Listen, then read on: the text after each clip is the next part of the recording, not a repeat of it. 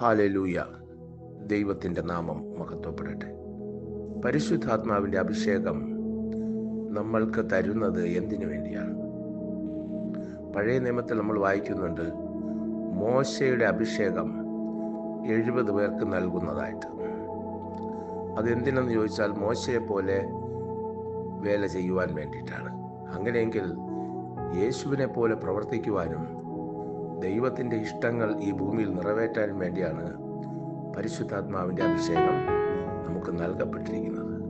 പക്ഷെ ദുഃഖമെന്ന് പറയട്ടെ, അനേകർ തങ്ങൾക്ക് അഭിഷേകം ഉണ്ടെന്ന് പറയുന്നവർ അവർ ദൈവത്തിന് വേണ്ടി ഒന്നും പ്രവർത്തിക്കുവാൻ മനസ്സില്ലാതെ സമയം പാഴാക്കുകയാണ്.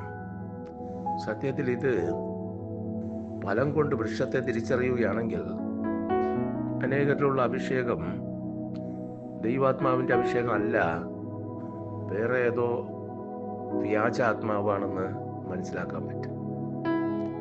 അതുകൊണ്ട് വളരെ ശ്രദ്ധയോടെ ജീവിതത്തിൽ മുന്നേറുക. ദൈവം നിങ്ങളെ അനുഗ്രഹിക്കട്ടെ.